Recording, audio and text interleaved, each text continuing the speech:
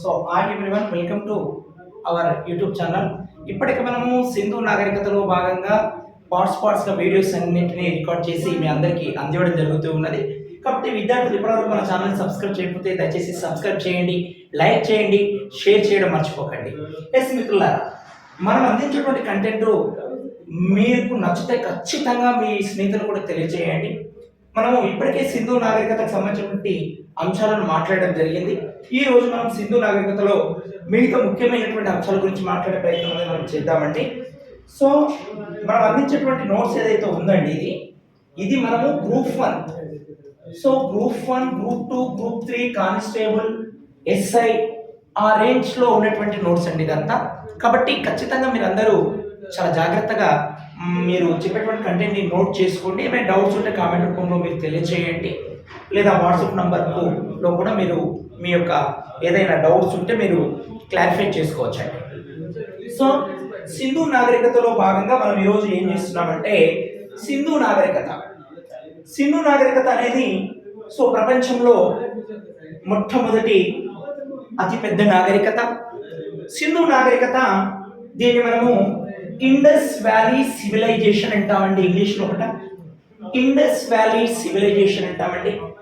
భారతదేశంలో ఒకట తొలి నాగరికత మన సింధు నాగరికత అనేది మనం గుర్తుపెట్టుకోవాలి. భారతదేశంలో కూడా తొలి నాగరికత ఏ నాగరికత అండి?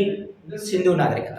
వాస్తవానికి చెప్పాలంటే భారతదేశంలో కూడా ఈ సింధు నాగరికత అనేది ఒకటి ఉన్నది అనేది చాలా మందికి తెలియదు.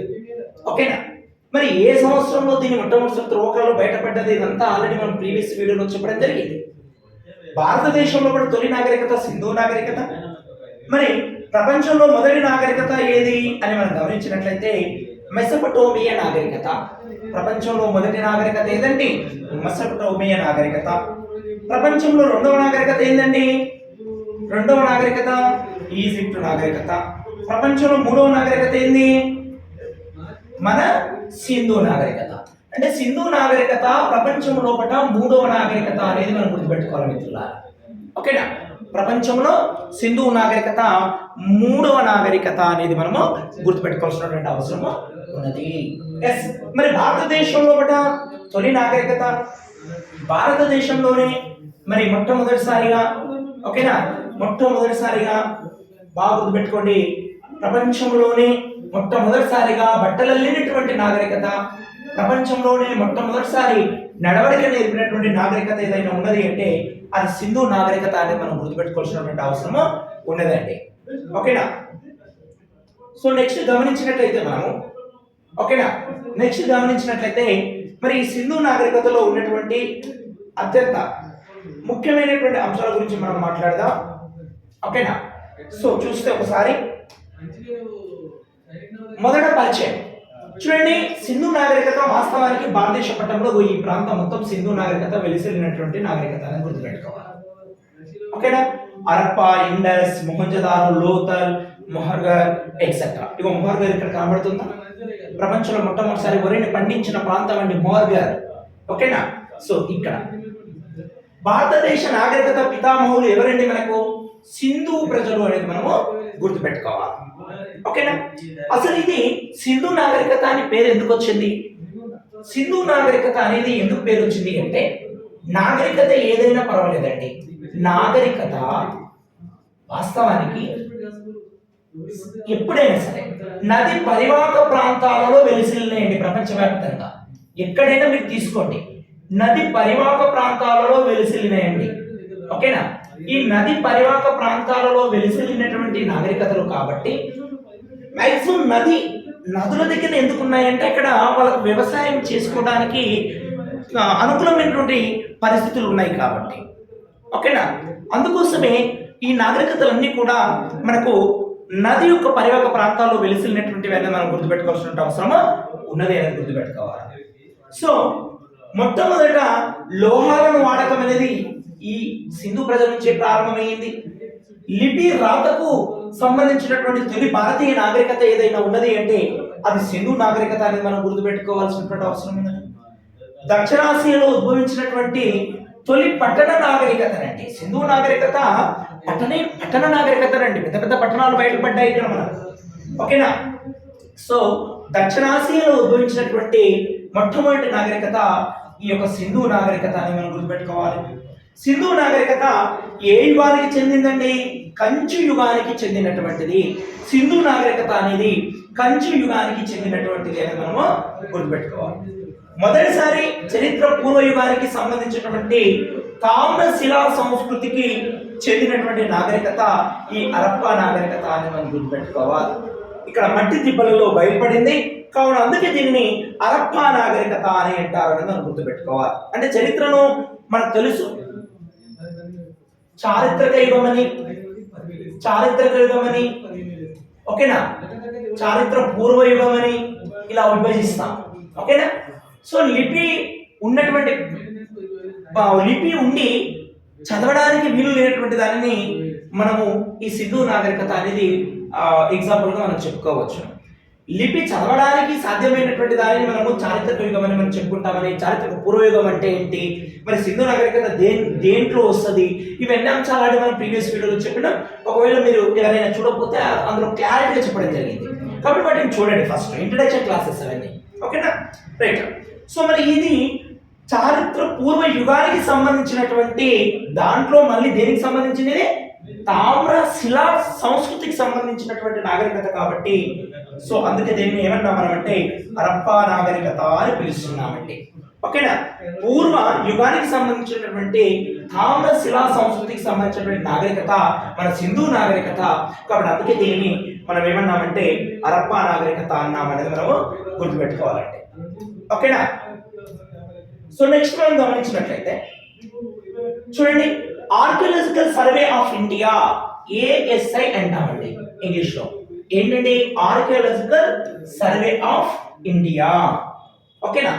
అంటే పురాతత్వం, అంటే ప్రాచీన కాలంలో ఉన్నటువంటి తవ్వకాలకు సంబంధించినటువంటి అంశాలను, చరిత్రను వెలికి తీయడం కోసం, ఓకేనా, భూగర్భంలో దాగున్నటువంటి అంశాలను వెలికి తీయడం కోసం, చారిత్రకమైనటువంటి అంశాలను వెలికి తీయడం కోసం పనిచేసేటువంటి సంస్థ మనము ఏమని పిలుస్తామంటే ఆర్కియాలజికల్ సర్వే ఆఫ్ ఇండియాగా మనం పిలుచుకోవచ్చు. దీన్ని మొట్టమొదటిసారి 1861లో స్థాపించడం జరిగింది. నాటి గవర్నర్ జనరల్ ఎవరు దీనికి అంటే లార్డ్ కన్నింగ్ అనేది మనం గుర్తుపెట్టుకోవాలి. సో 1861లో మొట్టమొదటిసారి ఆర్కియాలజికల్ సర్వే ఆఫ్ ఇండియా స్థాపించడం జరిగింది.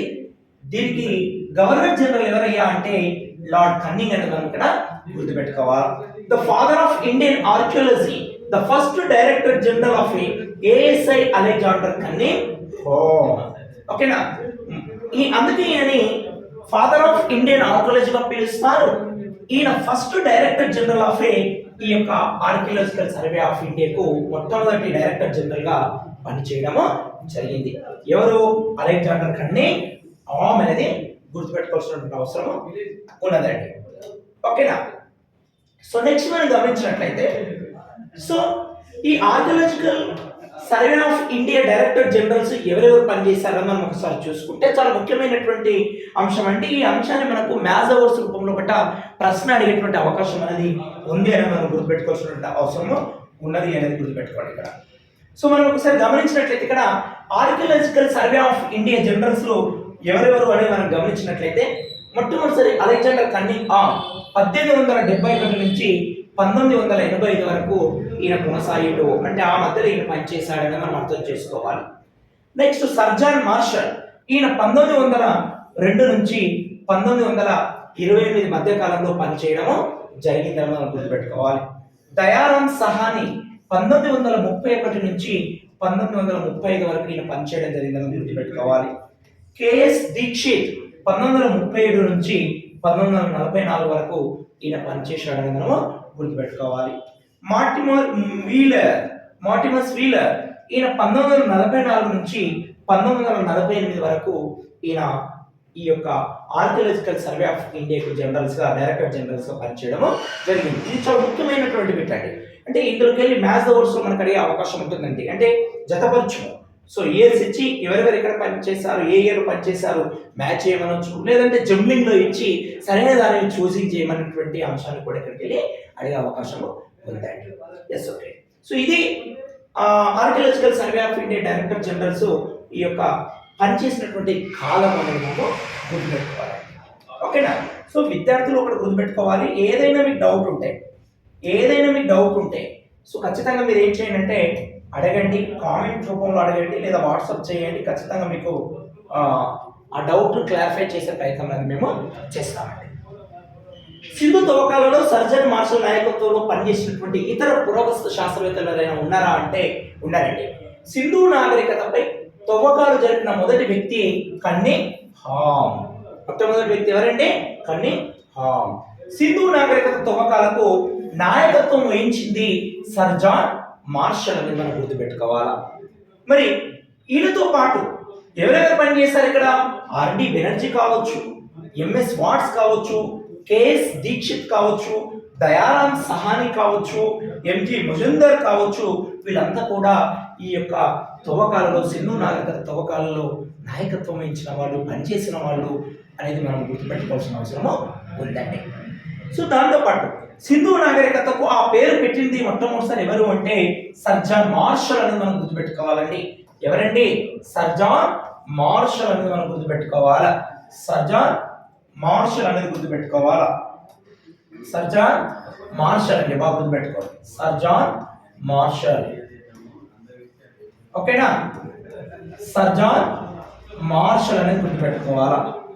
సింధు నాగరికత అని పేరు పెట్టింది సర్ జాన్ మార్షల్ అనేది గుర్తుపెట్టుకోవాలా. మరి ఈ సింధు నాగరికత వెలుగు చూడడానికి ప్రధానమైనటువంటి ఆధారాలు ఏమైనా ఉన్నాయంటే పురావస్తు ఆధారాలు అనేది గుర్తుపెట్టుకోవాలి. సింధు నాగరికత బయటపడడానికి గల కారణాలు ఏంటి అంటే మరి ఆధారాలు ఏంటి, సోర్స్ ఏంటి అంటే పురావస్తు ఆధారాలు. ఆల్రెడీ మనము చరిత్రను విభజించి అంటే చరిత్ర అంటే ఏంటి, చరిత్ర పదం ఎక్కడికి పుట్టింది, చరిత్రను ఏ విధంగా చదువుతారు, మరి చరిత్రను స్టడీ చేయాలంటే ఆధారాలు ఎన్ని రకాలుగా ఉంటాయి, లిఖిత ఆధారాలు, అలిఖిత ఆధారాలు, పురావస్తు ఆధారాలు, చారిత్రక ఆధారాలు, మతపరమైన ఆధారాలు, ఇవన్నీ మనం ఆల్రెడీ చాలా క్లారిటీగా వీడియో అనేది చేయడం జరిగింది. మన ఛానల్లో అవైలబుల్ ఉంది. బేసిక్ క్లాస్ అండి. ఒకటి గుర్తుపెట్టుకోండి, చరిత్ర అర్థం కావాలంటే వెరీ క్లియర్గా బేసిక్ అనేది చాలా చాలా ఇంపార్టెంట్. కాబట్టి ఫస్ట్ బేసిక్ అనేది ఖచ్చితంగా వినాలండి. మనకు తెలిసినా తెలియకపోయినా ఖచ్చితంగా మనం బేసిక్ అనేది తెలుసుకోవాల్సిన అవసరం ఉంటుంది. బేసిక్ నుంచి చదువుకుంటూ వస్తే చాలా ఈజీగా సబ్జెక్ట్ అనేది అర్థమవుతుందండి. చాలా మంది ఏంటంటే ఆల్రెడీ మనకు తెలిసిన అంశాలు ఇవన్నీ అని డైరెక్ట్ వెళ్ళిపోయే ప్రయత్నం చేస్తూ ఉంటారు. సో తెలిసి ఉంటే వెరీ గుడ్, కానీ మళ్ళొకసారి ఆ బేసిక్ అనేది మనం ఖచ్చితంగా చూసుకుంటే మనం మర్చిపోకుండా గుర్తుండే అవకాశం అనేది ఉంటుంది అనేది విద్యార్థులు గుర్తుపెట్టుకోవాలండి. Yes, okay. సింధు నాగరికత వెలుగు చూడడానికి ప్రధానమైనటువంటి ఆధారాలు ఏంటంటే పురావస్తు ఆధారాలు, ఓకేనా? సింధు నాగరికతకు ముందున్నటువంటి సంస్కృతి ఏమైనా ఉన్నదా అంటే దాన్ని జోహర్ సంస్కృతి అంటాము. ఇది ముఖ్యంగా చనోహదారో కొట్టిజీలో నగరాల్లో బయటపడ్డదని మనం గుర్తుపెట్టుకోవాలండి. చనోహదారో కొట్టుడీజీలో ఈ యొక్క సంస్కృతి బయలుపడినటువంటిది అనేది మనం గుర్తుపెట్టుకోవాల్సిన అవసరం ఉంది అనేది మనం ఇక్కడ జోకర్ సంస్కృతి అనేది ఉన్నది అనేది మనం ఇక్కడ గుర్తుపెట్టుకోవాలండి. అర్థమవుతుందా? దాంతోపాటు మనం ఇక్కడ గమనించినట్లయితే సింధు నాగరికత అద్దులు, బౌండరీస్ గురించి మాట్లాడదామండి. ఉత్తరాన కాశ్మీర్లోని మాండ్యా జిల్లా వరకు ఇది విస్తరించి ఉన్నది. దక్షిణాన దైమాబాద్ అంటే నేటి గుజరాత్ ప్రాంతం వరకు ఇది విస్తరించినటువంటి ప్రాంతం అనేది మనం తెలుసుకోవాలండి. అంటే వీళ్ళ యొక్క కట్టడాలు ఎలా ఉన్నాయో మనం గమనించినట్లయితే అద్భుతమైనటువంటి కట్టడాలు అనేది మనం చెప్పుకోవచ్చు అండి. పూర్తిగా ఈ వీడియోలో మనం ఇంకా ఈ టాపిక్ గురించి డిస్కషన్ చేస్తూ కొద్దీ ఆ నగరాల యొక్క గొప్పతనం, విశిష్టత గురించి మాట్లాడే ప్రయత్నం చేస్తాం. సో తూర్పున అలింగాపూర్ ఉత్తరప్రదేశ్ వరకు మనం గుర్తుపెట్టుకోవాలి. పడమరన బెల్చిస్తాన్ అంటే నేటి పాకిస్తాన్ వరకు ఈ యొక్క నాగరికత వెలిసిల్లినటువంటి నాగరికత. అంటే ఇంచుమించు 13 లక్షల చదరపు కిలోమీటర్ల విస్తీర్ణంతో ఉన్నటువంటి నాగరికత సింధు నాగరికత అనేది మనం గుర్తుపెట్టుకోవాలండి. 13 లక్షల చదరపు విస్తీర్ణంతో కూడుకున్నటువంటి నాగరికత దాదాపు అంటే రకరకాల పుస్తకాల్లో రకరకాలుగా చెప్పబడ్డది, ఓకేనా? 12,09,99,000 ఇలా అని డిఫరెంట్ బుక్లో డిఫరెంట్గా చెప్పబడ్డది. రఫ్గా మనం గమనిస్తే 13 లక్షల, ఓకేనా, 13 లక్షల చదరపు కిలోమీటర్ల విస్తీర్ణంలో ఈ నాగరికత విస్తరించి ఉన్నది అనేది మనం గుర్తుపెట్టుకోవాల్సిన అవసరము ఉన్నదండి, ఓకేనా? ఉత్తరాన కాశ్మీర్, దక్షిణాన దైమాబాద్ అంటే నేటి గుజరాత్, తూర్పున అలింగాపూర్ ఉత్తరప్రదేశ్, పడమరన బెల్చిస్తాన్ పాకిస్తాన్లో ఉన్నటువంటిది ప్రాంతం అనేది మనం గుర్తుపెట్టుకోవాలండి, ఓకేనా? రైట్, నెక్స్ట్ పాయింట్ వెళ్దాం. Okay, yes okay. సింధు నాగరికత కాలం గురించి మాట్లాడదామండి. టైం పీరియడ్ గురించి కూడా రకరకాల ఆర్కియాలజిస్టులు రకరకాలుగా తమ అభిప్రాయాలు వ్యక్తపరచారు. కానీ మనకు ఒక మెథడ్ అంటూ ఉంటుంది, అదే C14 method, carbon dating method ఏదైతే ఉందో ఇది ఎగ్జాక్ట్లీ ఏం చెప్పింది అంటే సింధు నాగరికత క్రీస్తు పూర్వం 2500 నుండి మరి 1750 కాలంలో 2500 బీసీ నుండి 1750 బీసీ వరకు వెలసిల్లినటువంటి నాగరికత ఈ సింధు నాగరికత అనేది మనము గుర్తుపెట్టుకోవాలా. సో ఒకసారి ఎవరెవరి అభిప్రాయ ప్రకారం ఏ కాలం చెప్పారని మనం గమనించినట్లయితే, సో మార్షల్ ప్రకారం ఏంటి అంటే 3250 బీసీ నుండి 2750 బీసీ కాలం వరకు వెలసిల్లినటువంటి నాగరికత సింధు నాగరికత అని చెప్పాడు. మార్టిమస్ మిల్లర్ గురించి మనం మాట్లాడితే మార్టిమస్ మిల్లర్ ఈయన 2500 నుంచి 1750 వరకు వెలసిల్లినటువంటిది అని మనం గుర్తుపెట్టుకోవాలి. రేడియో కార్బన్ డేటింగ్ పద్ధతి అంటే C14 మెథడ్ ఏదైతే అంటున్నామో 2500 నుంచి 1750 వరకు బీసీ వరకు వెలసిల్లినటువంటి నాగరికతను మనం గుర్తుపెట్టుకోవాలి. అంటే మెజార్టీగా వీలర్ మరియు కార్బన్ డేటింగ్ పద్ధతి ప్రకారం ఏదైతే ఉన్నదో దీన్ని ప్రామాణికంగా ఎక్కువ మంది గుర్తించాలని మనము గుర్తుపెట్టుకోవాలి. అంటే క్రీస్తు పూర్వం 2500 నుంచి 1750 సంవత్సరాల బీసీ కాల మధ్యలో వెలసిల్లినటువంటి నాగరికత మన సింధు నాగరికత అనేది మనం అందరము అర్థం చేసుకోవాలి. మరి ఈ నాగరికత బాగా అభివృద్ధి చెందినటువంటి కాలాన్ని మనం గమనించినట్లయితే 3000 సంవత్సరాల బీసీ నుండి 1500 సంవత్సరాల బీసీ సంవత్సరం వరకు ఇది మనకు బాగా డెవలప్మెంట్ వచ్చిందండి. సింధు నాగరికత ఎంత అభివృద్ధి నాగరికత అంటే ప్రపంచమే నివ్వెరపోయినటువంటి అంశాలు ఇక్కడ బయలుపడ్డాయి అనేది మనము అర్థం చేసుకోవాలి. ఆల్రెడీ ఈ అంశాలన్నీ కూడా మనం వీడియోస్ రూపంలో ఆల్రెడీ మీకు అందివ్వడం జరిగింది, వాటిని మీరు ఒకసారి చూడండి. ఓకే, సో దాంతోపాటు సింధు నాగరికత గురించి మనం ఒకసారి మాట్లాడితే ఓకేనా. సో చూడండి, సింధు నాగరికత ముఖ్యంగా పట్టణ నాగరికత. 272 పట్టణాలు బయటపడ్డాయండి, 7 నగరాలు బయటపడ్డాయండి. చెప్పాను కదా ఇంతకుముందే, దాదాపు విస్తీర్ణం 13 లక్షల చదరపు కిలోమీటర్ల విస్తీర్ణంతో ఉన్నటువంటి నాగరికత మన సింధు నాగరికత. 272 పట్టణాలు బయటపడ్డాయి, 7 నగరాలు బయటపడ్డాయి అనేది గుర్తుపెట్టుకోండి. ఓకేనా, 272 పట్టణాలు 7 నగరాలు బయటపడ్డాయి అనేది మనం గుర్తుపెట్టుకోవాల్సిన అవసరం ఇక్కడ ఉన్నదండి. ఏంటంటే హరప్ప, మొహంజదారో, సుత్తాజెండర్, కోజి, చెనహదారో, కాళీబంగన్. ఓకేనా, దాంతో పాటు చూడండి ఇంకా లోథల్, బన్వాలి, ధోలావీరా, సరకటోడా, రూపర్, ఆమ్రి, ఆలిమురాద్, రాఖీ గర్తి.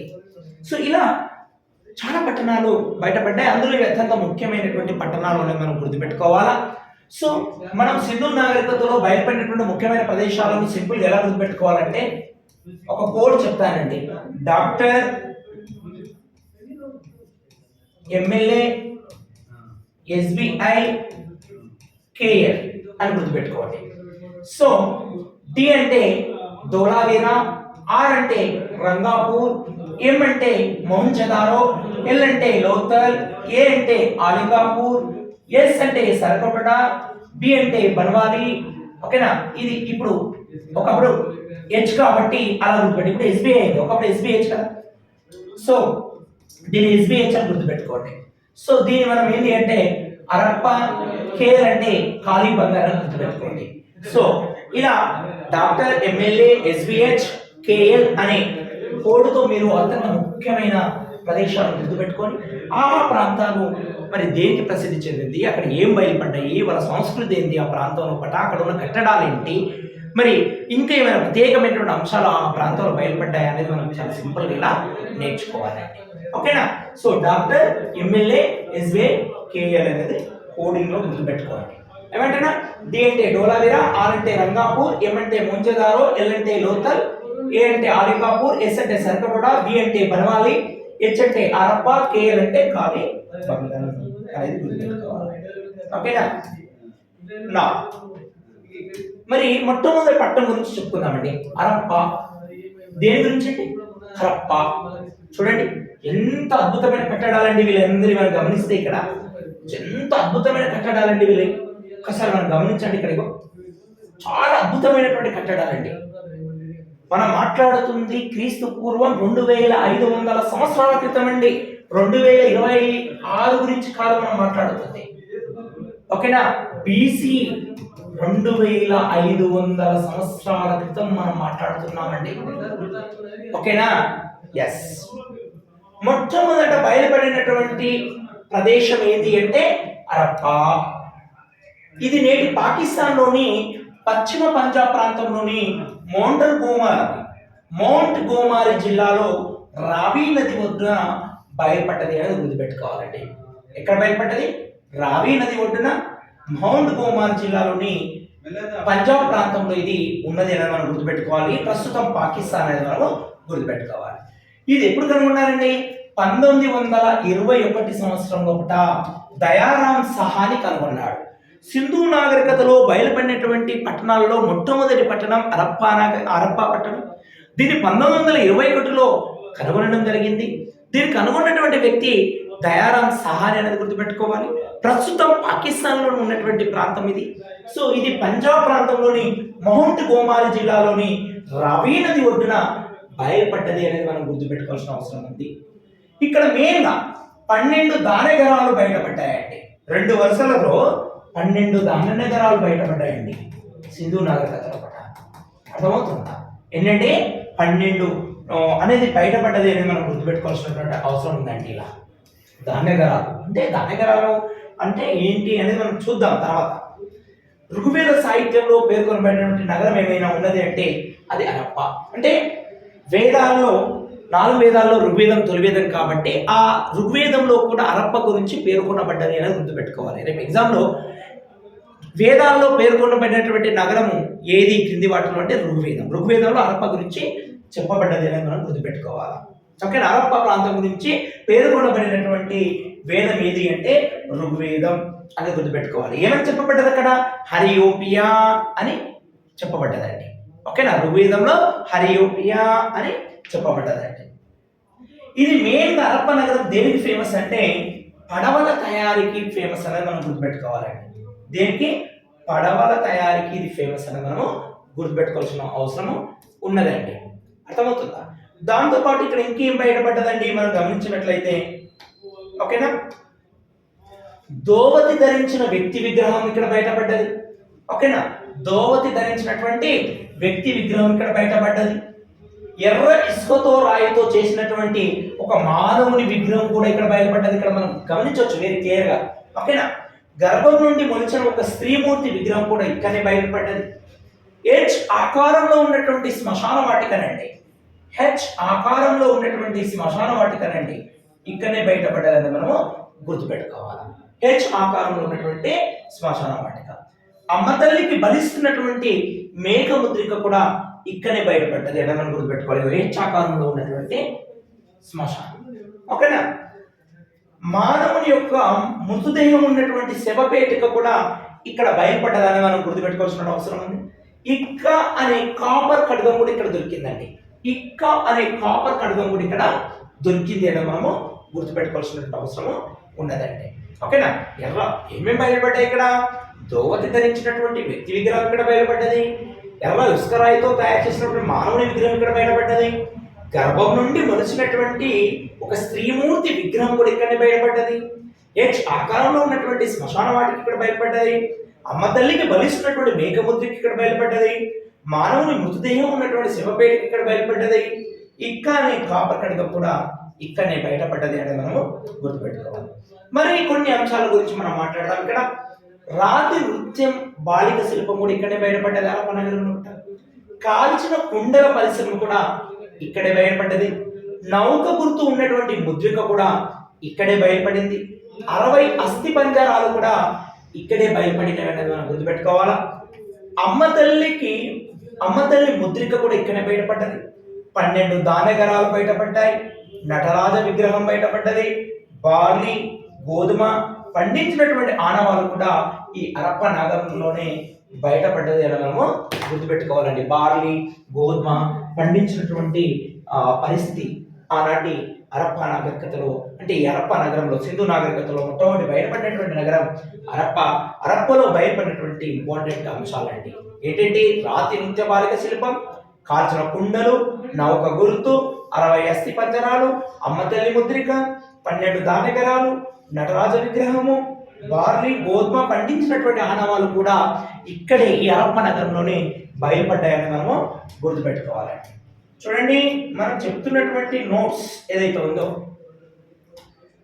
చాలా చాలా అత్యంత ఇంపార్టెంట్ నోట్స్ అండి. అర్థమవుతుందా? అత్యంత ముఖ్యమైనటువంటి నోట్స్ కాబట్టి దయచేసి విద్యార్థులు నోట్ చేసుకోండి. ఏదైనా అర్థం కాకపోతే మీరు ఖచ్చితంగా అడగండి, మేము ఖచ్చితంగా రిప్లై ఇచ్చే ప్రయత్నం చేస్తాం, డౌట్ క్లారిఫై చేసే ప్రయత్నం చేస్తాం. నోట్ చేసుకోండి, ప్రతి అంశాన్ని నోట్ చేసుకోండి. అర్థమవుతుందా? మీ దగ్గర అవైలబుల్ ఉన్నటువంటి మెటీరియల్ చూస్తూ చదవండి. రైట్, రెండో ప్రాంతం నుంచి మనం మాట్లాడాలి. ఏదా రెండో ప్రాంతం? మొహంజదారో. ఇక్కడ ఏమేమి బయటపడ్డాయి? ఫస్ట్ ఇదేంటి? సింధు నాగరికతలో అతిపెద్ద నగరం ఏంటండి? మొహంజదారో. మొహంజదారో అంటే అర్థం ఏంటండి? మృతుల దిబ్బ అని అర్థం అండి. ఏంటండి? మృతుల దిబ్బ అని అర్థం అండి. నేటి పాకిస్తాన్లోని సింధు ప్రాంతంలో ఉన్నటువంటి లార్కారా జిల్లాలో సింధు నది ఒడ్డున బయలుపడ్డదండి. నేటి పాకిస్తాన్లోని సింధు ప్రాంతంలో ఉన్నటువంటి లార్కారా జిల్లాలోని సింధు నది ఒడ్డున బయలుపడ్డదండి. ఓకేనా? ఏది? మొహంజదారో. దీన్ని ఏ సంవత్సరం కనుగొన్నారండి? 1922లో ఎవరు అధ్యక్షతనండి? రేకిల్ బెనర్జీ. ఓకేనా? సో ఈ ఆర్డి బెనర్జీ అంటాం కదా, ఆయన ఆధ్వర్యంలో ఇది కనుగొనడం అనేది జరిగింది అనేది గుర్తుపెట్టుకోవాలండి. మరి అత్యంత ముఖ్యమైన అంశం ఏంటంటే మొహంజదారోలో 7 సార్లు వరదకు గురైనటువంటి నగరం. ఎన్నిసార్లు అండి? 7 సార్లు వరదకు గురైనటువంటి నగరం మన మొహంజదారో అనేది మనం ఇక్కడ గుర్తుపెట్టుకోవాల్సిన అవసరం ఉన్నదండి. ఓకేనా? మొహంజదారో అంటే అర్థం ఏంటంటే మృతుల దిబ్బ.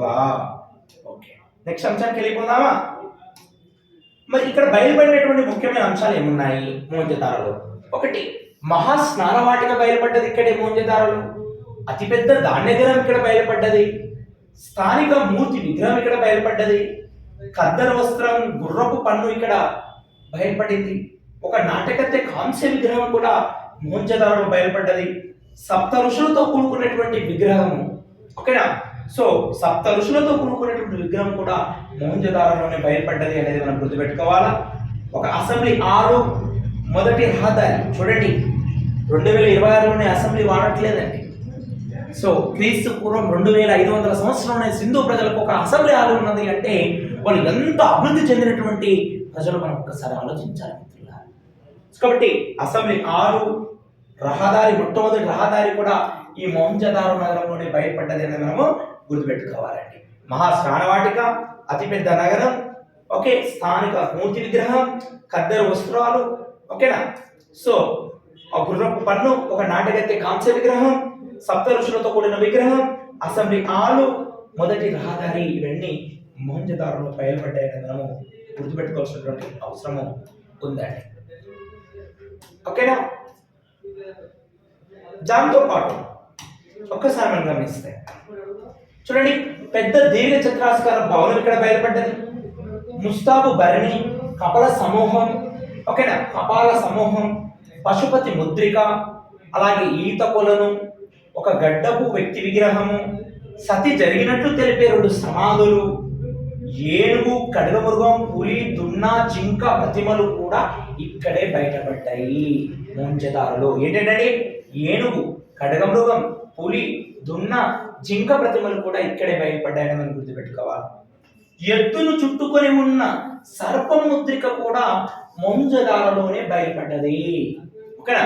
ఎద్దును చుట్టుకొని ఉన్న, ఇక్కడ చూడండి, ఎద్దును చుట్టుకొని ఉన్న సర్పం లాంటి ముద్రిక ఇక్కడే మనకు బయటపడ్డది అని మనము గుర్తుపెట్టుకోవాల్సినటువంటి అవసరం ఇక్కడే ఉంది అనేది గుర్తుపెట్టుకోవాల్సిన అవసరం ఉంది. గడ్డమున్న పురోహితుడి విగ్రహం కూడా ఇక్కడ బయటపడ్డదండి. ఏదంటే గడ్డ ఉన్నటువంటి పురోహితుడి యొక్క విగ్రహం కూడా ఇక్కడనే బయలుపడ్డది అనేది గుర్తుపెట్టుకోవాలండి. సో ఈ అంశాలన్నింటినీ కూడా మేము కావాలంటే మీకు నోట్స్ రూపంలో కూడా అందించే ప్రయత్నం చేస్తామండి ఖచ్చితంగా. సో కాబట్టి దయచేసి విద్యార్థులందరూ కూడా చాలా జాగ్రత్తగా చెప్పిన అంశాలను 1-2 సార్లు రివ్యూ చేసుకోండి. నోట్ చేసుకోండి, జాగ్రత్తగా నోటెడ్ చేసుకోండి. ఏమైనా సందేహాలు ఉంటే సో 9010242573 అనే నంబర్కు మీరు వాట్సాప్ చేయండి. ఏం డౌట్స్ ఉన్నా అడగండి. సో ఖచ్చితంగా మీకు ఆ డౌట్స్ క్లారిఫై చేసే ప్రయత్నం అనేది జరుగుతుంది. కాబట్టి విద్యార్థులందరూ జాగ్రత్తగా చదువుకోవాలి, చెప్పిన ప్రతి అంశాన్ని జాగ్రత్తగా నోట్ చేసుకోవాలని తెలియజేస్తూ మరి మరొక వీడియోతో మీ ముందుకు వద్దాం. అప్పటి వరకు టేక్ కేర్, బాయ్ బాయ్.